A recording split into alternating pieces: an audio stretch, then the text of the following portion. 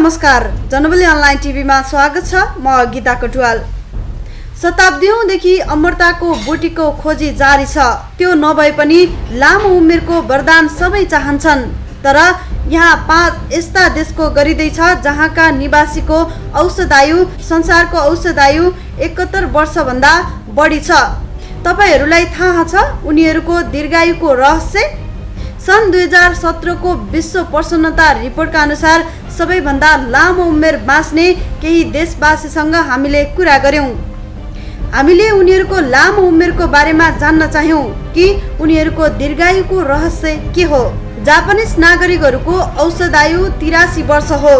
जापानको दक्षिण टापु समूह ओकिनावा वर्षौंदेखि दीर्घ जीवनसँग सम्बन्धित अनुसन्धानको विश्वस्तरीय केन्द्र बनेको छ। अमर देश कहलाउने यो द्वीप समूहमा 400 भन्दा बढी नागरिकहरू 100 वर्ष पार गरेकाहरू छन्। अझ 100 वर्ष भन्दा पनि बढी उमेरका छन्। यसको श्रेय जाने गरेको छ त्यहाँका स्थानीयको खानपान, अर्थात् धेरै तोफु, सकरखण्ड र थोरै समुद्री माछा। वृद्ध जापानिजहरूको सक्रिय सामाजिक सङ्गठन र सुदृढ सामुदायिक भावना पनि तनाव कम स्तरमा राख्न सहयोगी छ। तर तपाईँ यहाँका बासीको सोचिरहनु भएको छ भने जापानिज भाषा अवश्य सिक्नुहोस्। लामो समयदेखि जापानमा रहेकी वेलभेट मिडियाकी सिइओ डेनियल गैटी भन्छन्, जापानको जीवनशैली अमृत छ, तर यहाँका नागरिकलाई बुझ्न र स्थानीय समाजसँग तालमेल मिलाउनका लागि जापानिज भाषा सिक्नु जरुरी छ। अब चर्चा गरौँ स्पेनको।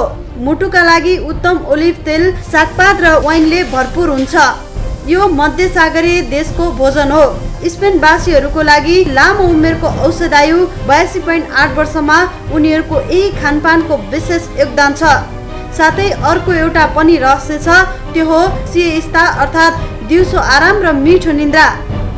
स्पेनमा पसलहरू दिउँसो 2 बजेदेखि 5 बजेसम्म बन्द रहन्छन्। यहाँ कामको तालिका यसरी निर्धारित छ कि सबैले दिउँसो आराम गर्ने अवसर पाउँछन्। बार्सिलोनाको Gray Line tour guide Michael Angel Diaz Besora भन्छन्, यदि तपाईको लगातार सिफ्ट छ र बीचमा मात्र आधा घण्टाको समय लन्चका लागि पाउनुभयो भने तपाईँ छिटो केही खानुहुनेछ र फेरि काममा जुट्नुहुनेछ।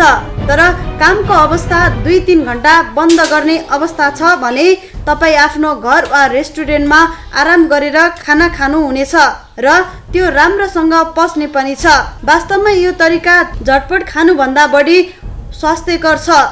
यसका साथै स्पेनवासी पैदल हिँड्न वा साइकलबाट आउन जान मन पराउँछन्, किनभने यहाँ पसल र रेस्टुरेन्टहरू सबै कुरा स्थानीयको घर नजिकै छ।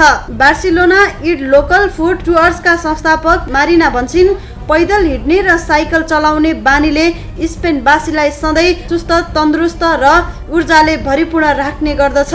अब चर्चा गरौँ सिङ्गापुरको। विश्वस्तरीय चिकित्सा सुविधा र त्यसको सर्वसुलभताका कारण अहिले सिङ्गापुरवासीको औसत आयु 83.1 वर्ष भएको छ। यो देशमा मातृ मृत्युदर र शिशु मृत्युदर निकै कम छ र रोकथामका लागि चिकित्सा सञ्चालनको मुख्य फोकस छ। सिङ्गापुरको सांस्कृतिक र सहरी सुविधाहरूसम्म नागरिकको सहज पहुँच पनि यहाँका नागरिकको दीर्घ जीवनको महत्त्वपूर्ण कारण हो। यात्रा ब्लर आई वाइन्डरका ब्लगर विनोद चुओ भन्छन्, यहाँ तपाईँले धेरैलाई जिम जाँदै गरेको देख्नुहुनेछ। यहाँ सार्वजनिक पार्कहरू प्रशस्त छन् जहाँ कसरत गरिरहेका नागरिकहरू देख्न सक्नुहुनेछ।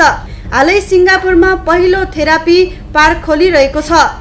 यसलाई तनाव कम गर्ने र वृद्धको मानसिक स्वास्थ्यमा सुधारमा ध्यान दिने उद्देश्यले डिजाइन गरिएको छ। र सबैभन्दा महत्त्वपूर्ण, यहाँ खराब बानी पालना गर्नु निकै महँगो छ। चुरोट र मदिरामा भारी कर लगाइएको छ। अन्य देशको तुलनामा यसको मूल्य निकै महँगो छ। अब चर्चा गरौँ स्विजरल्यान्डको।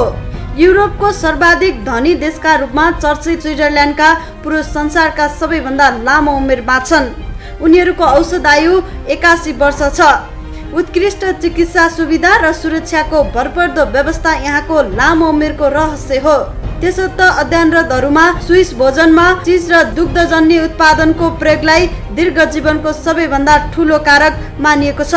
स्विजरल्यान्डमा कैयौं अन्तर्राष्ट्रिय संस्थाहरूका मुख्यालय छन् जहाँ तमाम देशका नागरिक काम गर्दछन्। उनीहरूको मुख्य फोकस आफ्नो करियरमा रहनु हो। यस्तोमा युरोपको मध्यतिर रहेको स्विजरल्यान्डको सप्ताहन्तमा युरोपको निकै सुन्दर स्थलहरू छ र आल्प्सको सुन्दर पहाडहरूका कामको तनाव भगाउने आदर्श स्थान मानिएको छ। स्विजरल्यान्डमा बसिसकेकी गैँटीले भनिन्, स्विजरल्यान्डमा संसारका सबैभन्दा उत्तम निजी विद्यालय पनि छ, त्यसैले यो युवा दम्पतिहरूको मनपर्ने स्थान हो। अब कुरा गरौँ दक्षिण कोरिया। हालै कोरियाको एउटा अनुसन्धानका अनुसार दक्षिण कोरिया 90 वर्ष औषधायु प्राप्त गर्ने संसारको पहिलो देश बन्दैछ। बलियो र प्रगतिशील अर्थव्यवस्था भएको उत्तर कोरियामा सबैलाई स्वास्थ्य सुविधा सुलभ छ। अर्को विशेष कुरा, पश्चिमी देशहरूको तुलनामा यहाँ मानिसको रक्तचाप कम रहने गर्दछ। यहाँको दीर्घ जीवनमा भोजन पनि मुख्य मानिन्छ। खमीर अर्थात् जौको प्रधानता रहने गर्दछ। यसको सेवनबाट कोलेस्ट्रोल कम रहन्छ, रोग प्रतिरोधात्मक क्षमता बढ्छ र क्यान्सरबाट पनि बचाउँछ। सामुदायिक संस्कृतिको बल र परम्पराहरूको निर्वाह पनि कोरियाली नागरिकको दिनचर्याले जीवनको गुणस्तर वृद्धि गर्ने गरेको छ। यो सबैका साथै यहाँ बौद्ध दर्शनबाट प्रभावित जीवनशैलीमा शान्ति र सन्तोष विशेष महत्त्व छ।